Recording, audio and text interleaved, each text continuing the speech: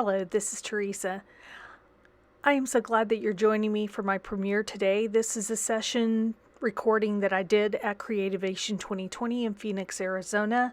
It's called Video Prep for Easier Editing, and the whole idea behind this is to help new video makers ease into the process of recording their own crafty videos, or even some people that have been doing it for a while and maybe looking for some ways to make the editing process go a little bit smoother.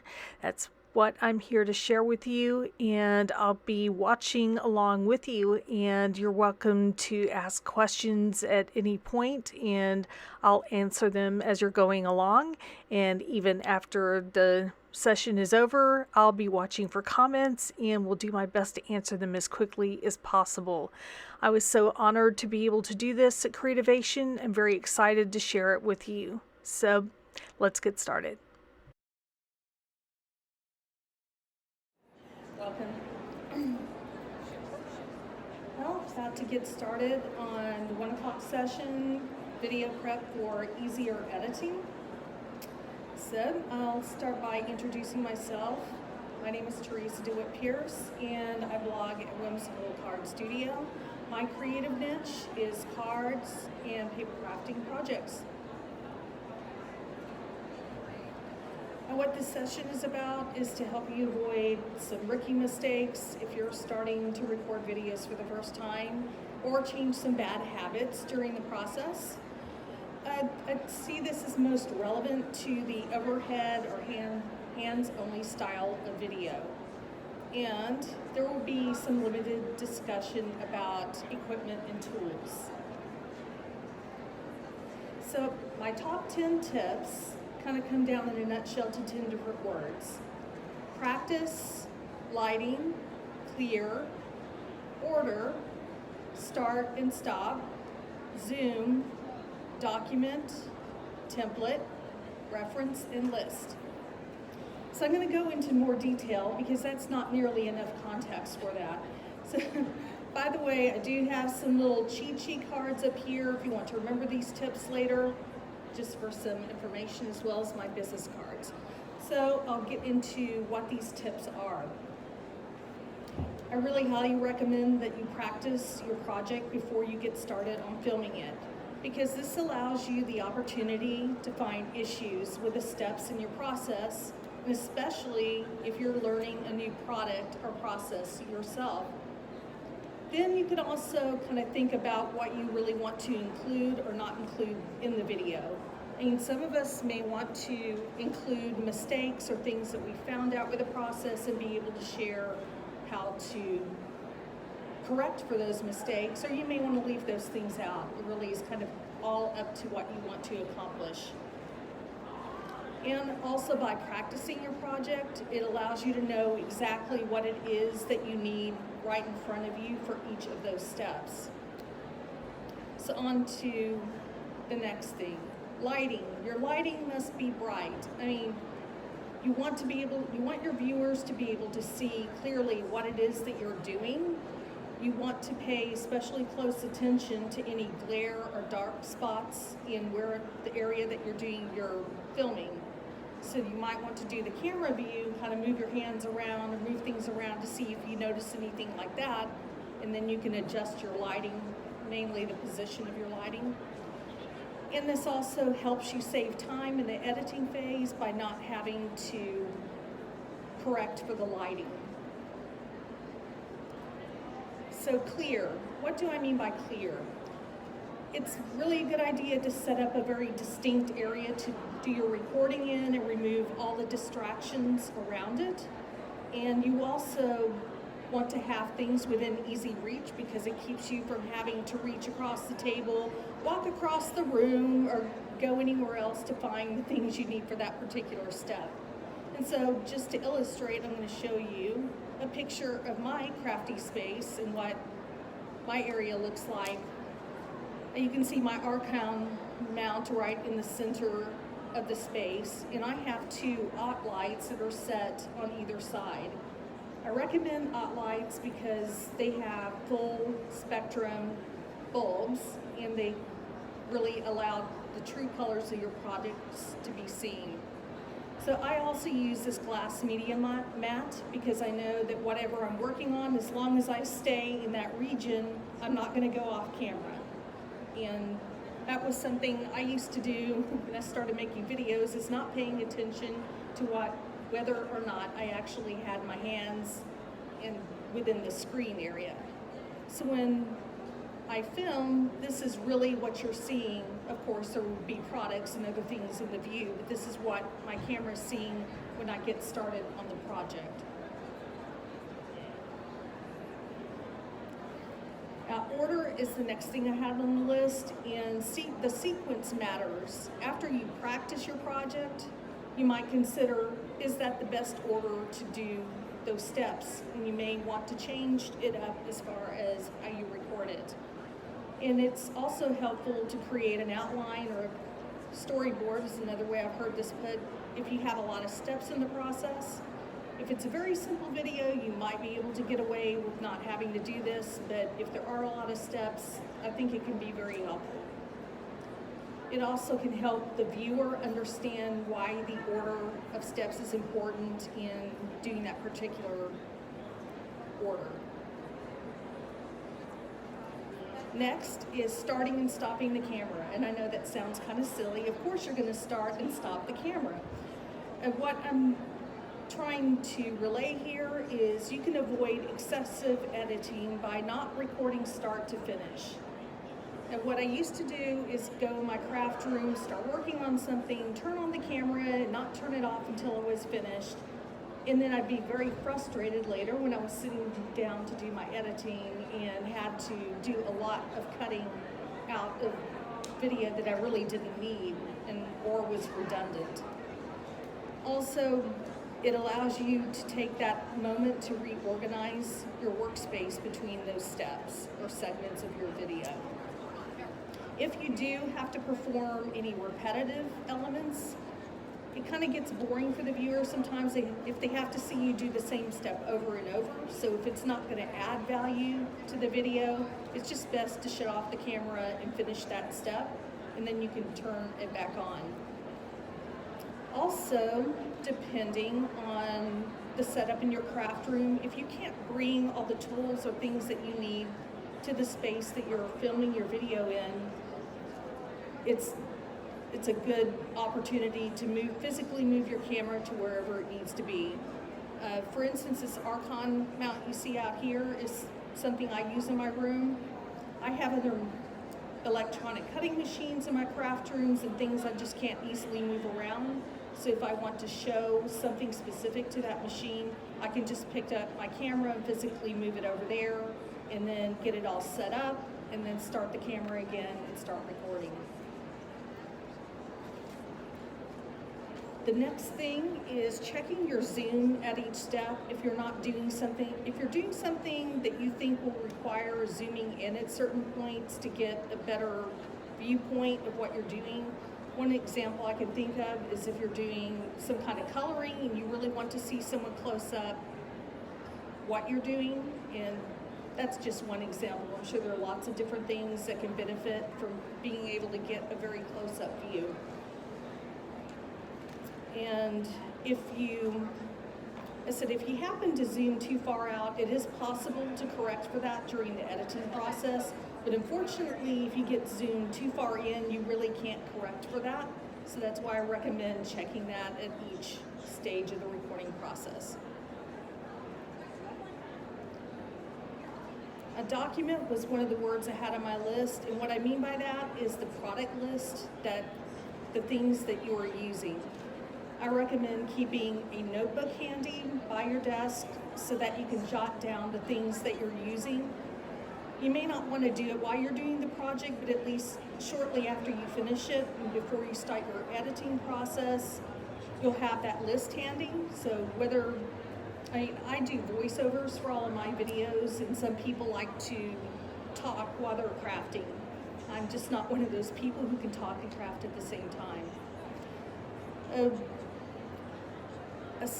By having that list that changes from project to project, you can kind of augment a standard list. And what I mean by a standard list is it may be the tools that you use on a regular basis.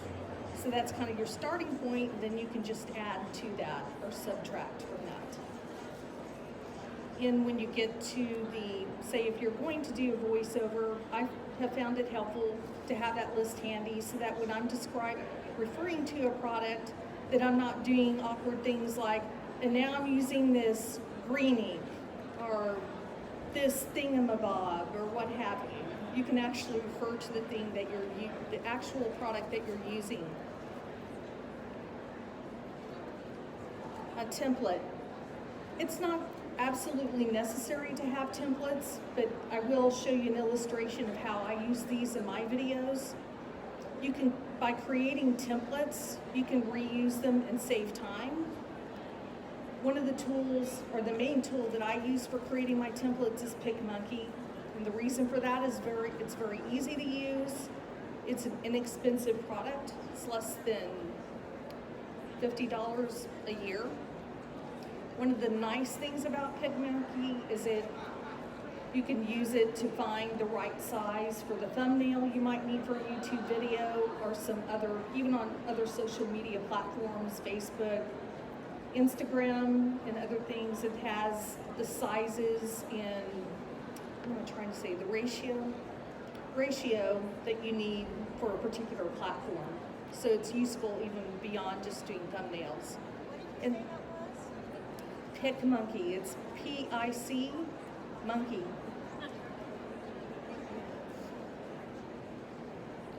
And also it allows you the opportunity to build your brand by using it to create a consistent image. So what colors you want to use, your logo, you can use that to brand all of your videos so that when people see that, they're going to know, oh, that's Teresa's video, or that's Jessica's video, or what have you. So here are some of the examples of templates that I have. This is what I use. Well, I'm not going to say I've been using this all along, but I'm trying to follow my own advice, and I've set up this thumbnail so that I can just substitute that white space in the background with the actual image of the project I'm working on, and then I could just change project name to the actual project description. This next template example I use is just simply for text. If you want to talk through a certain portion of the video, but you're not actually doing anything on the screen at that moment, you may want people to focus more on what you're saying in that moment rather than what you're doing, then that can be a useful tool. The next example I have is an end screen. On YouTube, this is incredibly common with a lot of channels, that they'll have some sort of branded end screen, and those blank spaces that you're seeing there in black represent where you can, in YouTube, in the post-edit, well, say in the editing process on YouTube, you can add other video links that you might want someone to go look at. And that circle in the center is typically used for encouraging people to subscribe to your channel. It's not something I can really demonstrate right now, but if you ever want to talk to me afterwards, I do have some cards up here. You can certainly reach out to me. Next is reference, videos for context. When to use this kind of thing would be, say if you're showing a long process and maybe there's a particular step of it that by itself kind of requires its own little video of its own.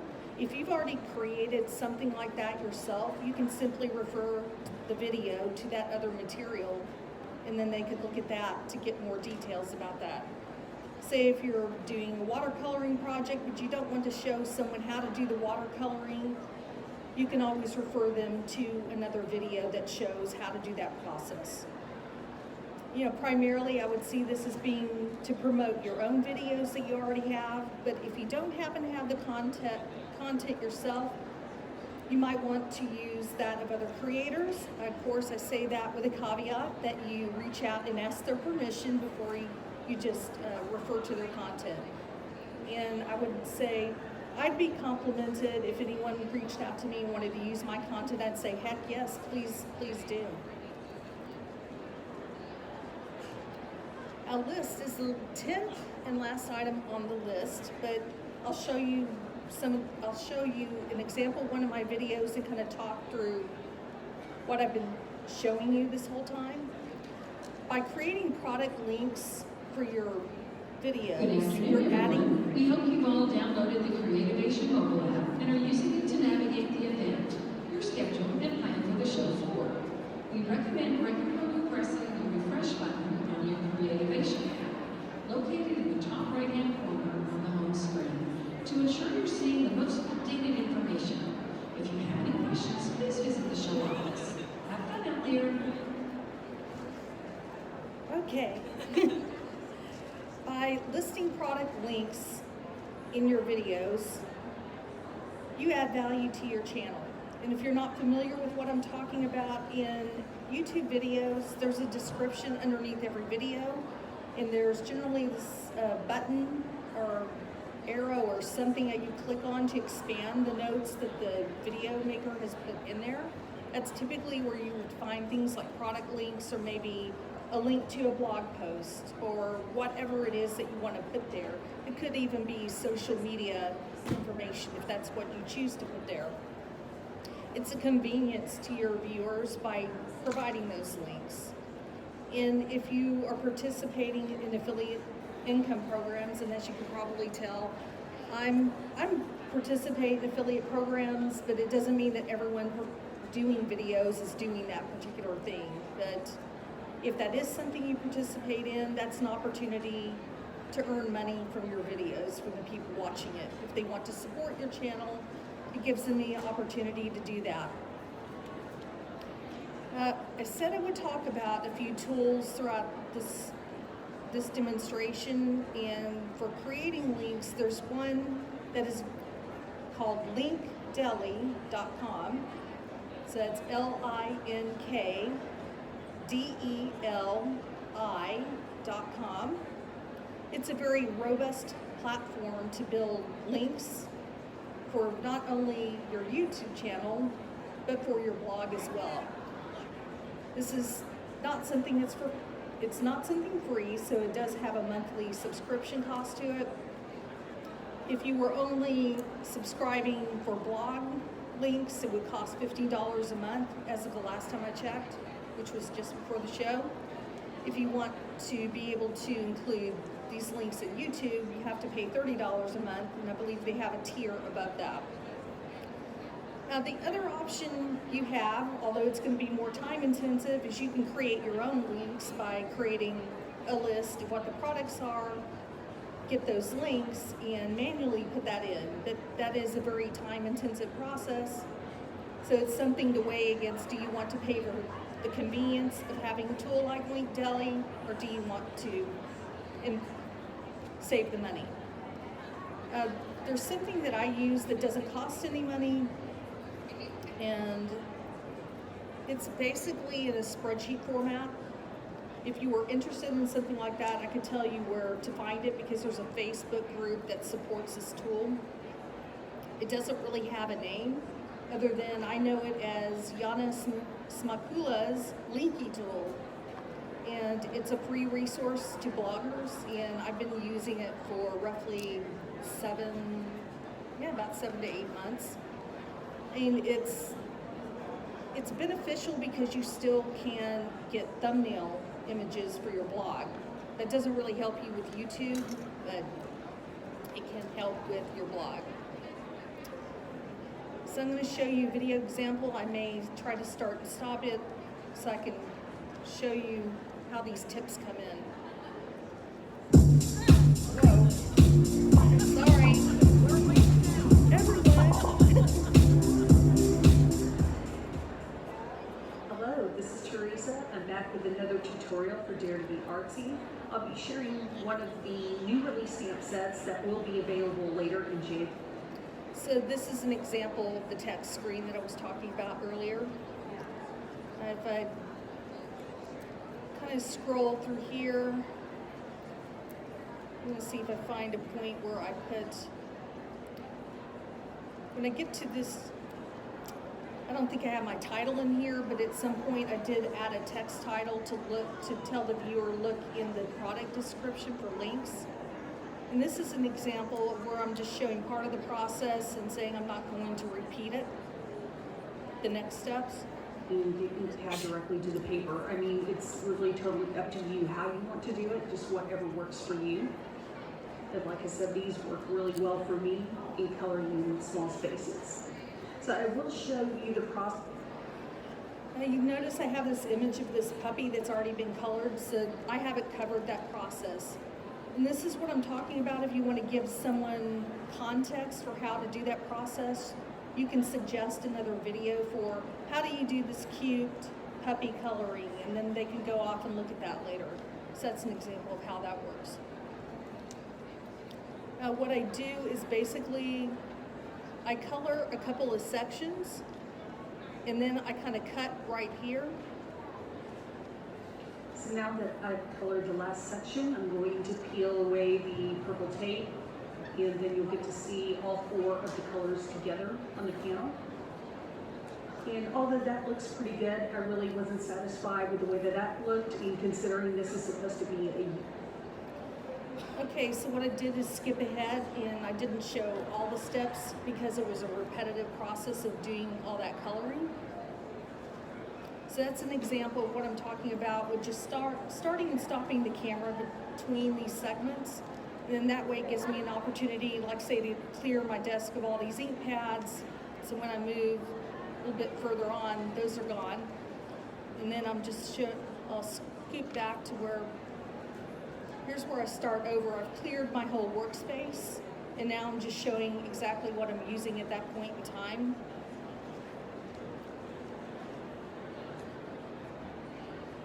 And now I'm doing the heat embossing step, showing off the shiny bling. So that probably gives you some sort of idea of what I'm talking about. Let me see if there's anything else in here that... And here at the end, I just showed some other examples. I didn't show the whole process start to end, but say if you've made several different versions of something, or you want to show variations, then towards the end of the video, that's an opportunity for you to show some of those variations. And you're not going to see an end screen on here because this is just a version where I had not added that to this. So I'll kind of give it to you in a nutshell. Practice first. Use good lighting, a clear work area, and do your project in the best order. Start and stop your camera at each step and check your zoom. Document the products you used. Use templates as shortcuts.